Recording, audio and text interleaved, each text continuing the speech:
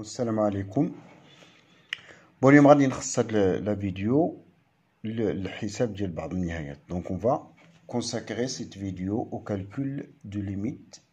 Je commence par les limites de la fonction logarithme. Bon, à la barakatillah. Donc on va calculer la première limite. La première limite, c'est la limite de x tend vers plus l'infini de 3x plus ln de x sur 2x plus racine de x. Donc on voit toujours le calcul de limite au terme de exponentielle ou au terme de sinus, tangente. On acquis toujours sur les limites usuelles. Donc là, les limites usuelles de ln à connaître par cœur.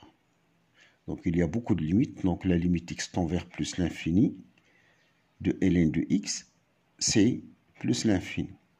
Et la limite x tend vers plus l'infini de ln de x sur x à la puissance n est égal à 0 avec n appartient à n étoile.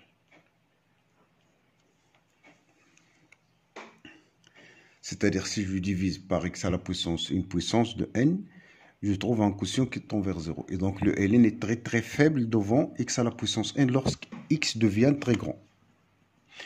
Donc là, pour profiter de ce genre de choses, je vise toujours sur les termes qui sont énormes. Donc avec ça, je vois ln de x sur x, c'est la limite c'est 0, ça veut dire que le ln de x le x qui est énorme. Donc je factorise par le plus fort. Donc c'est la limite. Le plus fort ici, c'est x. Il est plus fort que ln de x. Donc, c'est x facteur de 3 plus ln de x sur x. Voilà. Pour le dénominateur, vous remarquez que racine de x encore là est plus faible devant x. En général, vous pouvez comparer toujours rxr et xr'. Lorsqu'x tend vers plus l'infini, toujours vous comparez les puissances. Même s'ils sont rationnels, le terme qui a la plus grande puissance, c'est le terme dominant. La plus grande exposant, il est toujours attaché au terme le plus fort. Et c'est x à la puissance 1 et x à la puissance 1 demi. Donc c'est le x qui va dominer. Et donc on va factoriser par x et on redivise par x. X tend vers plus l'infini. Donc qui est égal à la limite x tend vers plus l'infini, je vais simplifier par x, je simplifie mes calculs, donc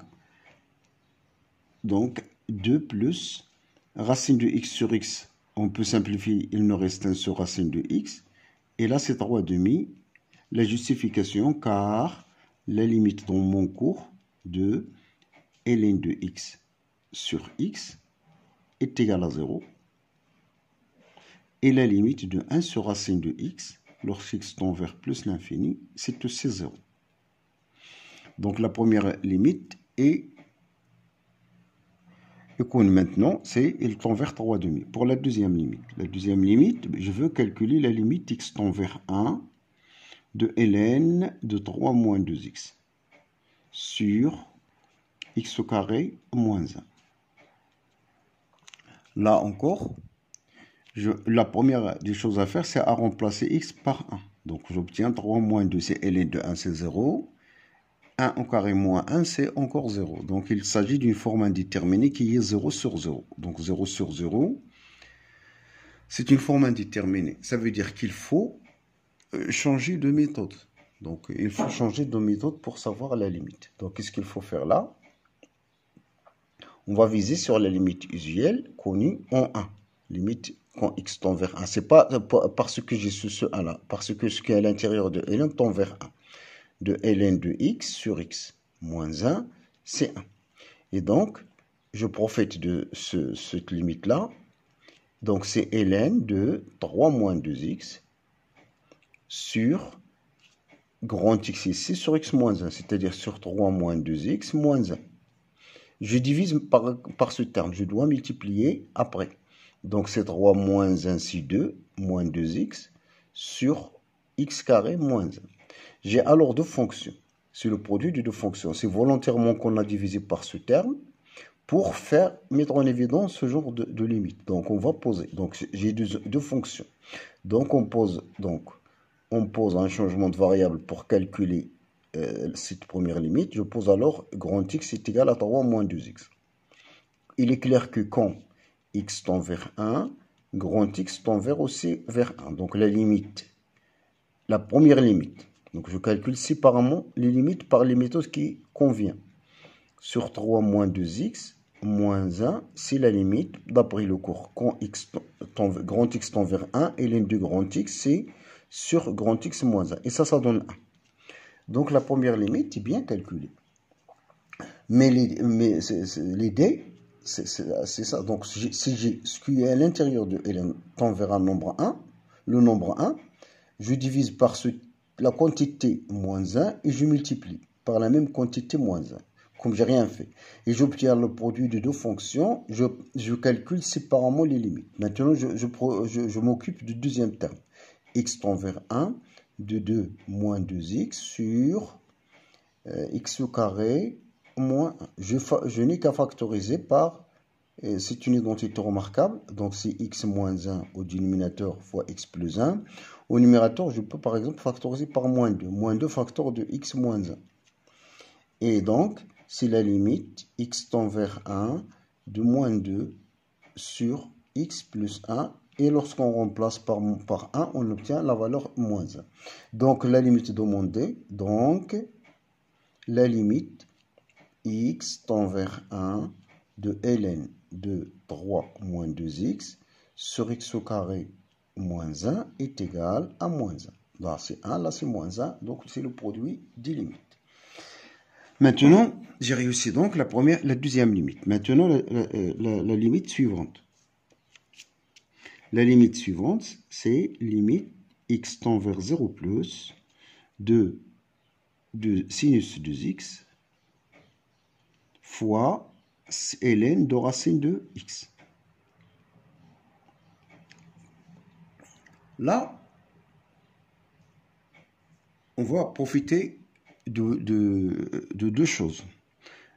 Déjà, les propriétés associées à ln. Donc, ln d'une puissance, même s'il est rationnel, x à la puissance r, c'est r ln de x. C'est à connaître ça avec r appartient à q.